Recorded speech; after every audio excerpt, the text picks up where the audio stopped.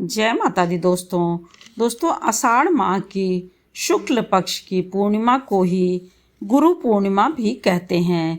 गुरु पूर्णिमा का अपने आप में एक विशेष रूप से महत्व होता है।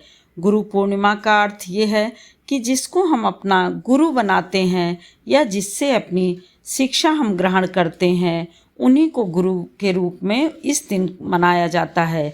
अब इस दिन को मनाया किस लिए जाता है?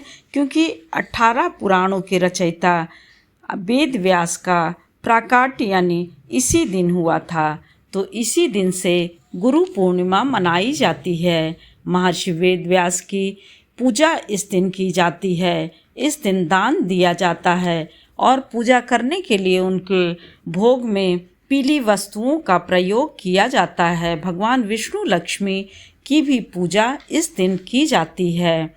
गुरु के कहते हैं कि गुरु की कृपा से संसार रूपी भवसागर से पार उतर जाते हैं और ऐसा मन में प्रार्थना करते हैं कि हे गुरुदेव, आप हमारे सभी कार्यों को सफल बनाइए और हमारे यहाँ माता लक्ष्मी का निवास हो। वैसे तो देखिए कि गुरु पूर्णिमा आपका एक विशेष महत्व रखती है, परंतु पूर्णिमा आपकी हर माह में एक बार आती है।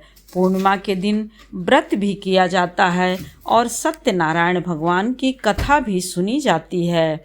सत्यनारायण भगवान की कथा सुनने से, पूजा करने से या करवाने से बहुत सारी समस्याएं अपने आप दूर हो जाती हैं। पूर्णिमा के दिन जैसा कि हमेशा की तरह पूर्णिमा के दिन आप गंगा नदी में यदि स्नान कर सकें तो गंगा नदी में स्नान करें, और यदि स्नान नहीं कर सकते हैं तो गंगा जल मिले हुए जल से स्नान करें। और यदि आपको गंगा में स्नान करने का मिलता है अवसर तो समझ लीजिए कि यह बहुत सौभाग्य की बात है कि गंगा नदी आपके पास हैं, आपके समीप हैं।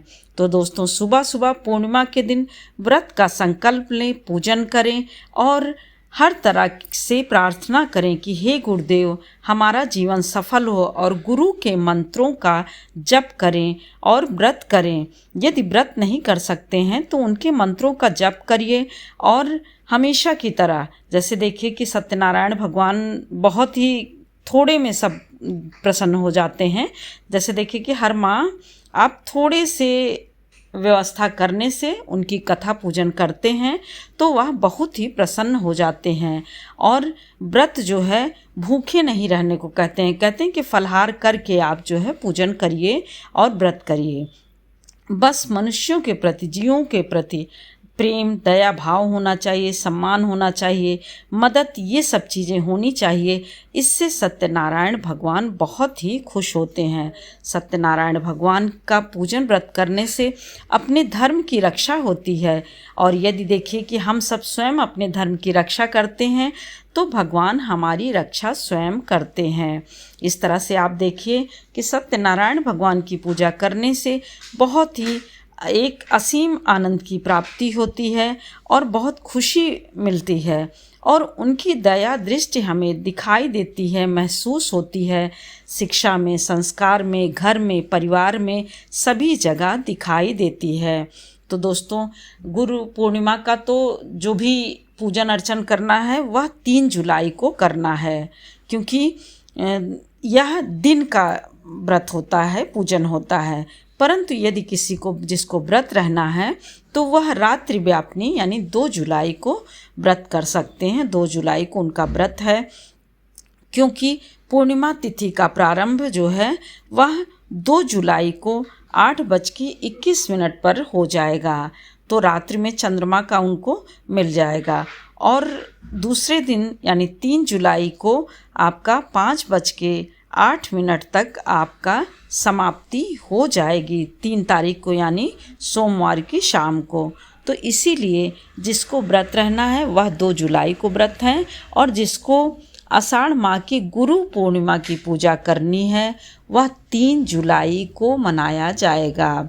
3 जुलाई को गुरु पूर्णिमा का महापर्व और पूजा व्रत है। गुरु पूर्णिमा एक ऐसा दिवस है जिसमें गुरु के द्वारा जो भी सीखा रहता है वह संसार में हमें जीने का सब एक तरह से अवसर जितने रहते हैं उसमें हमें सिखाता रहता है कि किस प्रकार से हम अच्छे से अपना जीवन जिएं। अब देखिए, गुरु की जहाँ बात होती है तो सर्वप्रथम गुरु तो हमारी माता होती हैं। घर से आप देखिए कि सबसे पहले हम माँ के द्वारा सारी चीज़ें सीखते हैं। तो इसलिए दोस्तों, सबसे प्रथम गुरु हमारी माता होती हैं, माता पिता होते हैं। तो इसलिए इस दिन माता पिता का सम्मान करें और गुरु द्वारा जो भी शिक्षा मिली है उसका यथावत अपने जीवन में अच्छे से जीवन जीने के लिए प्रयोग करें, उपयोग करें, जो कि हमारे समाज में, घर में, परिवार में मान्य है। इसीलिए इसको गुरु पूर्णिमा कहा जाता है। अब देखिए दोस्तों, जो लोग गुरु से दीक्षा नहीं लिए हैं तो यह दिन सबसे शुभकारी और सबसे फलदायी दिन होता है।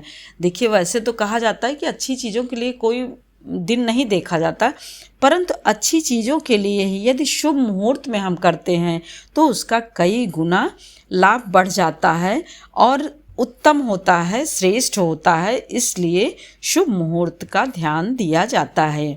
तो दोस्तों, सर्वप्रथम अपनी माँ को धन्यवाद देना चाहिए कि उनके द्वारा सबसे पहले हम जो शिक्षा मिलती है उसी से अपने जीवन को प्रारंभ करते हैं और अपना जीवन जीना शुरू करते हैं।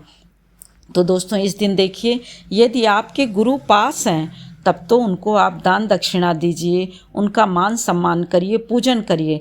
मान लीजिए यदि आपके गुरु कहीं दूर हैं या फिर नहीं हैं तो आप मंत्रों का जाप करिए, उन्हें प्रणाम करिए और उनके निमित्त कुछ न कुछ दक्षिणा अवश्य निकालिए।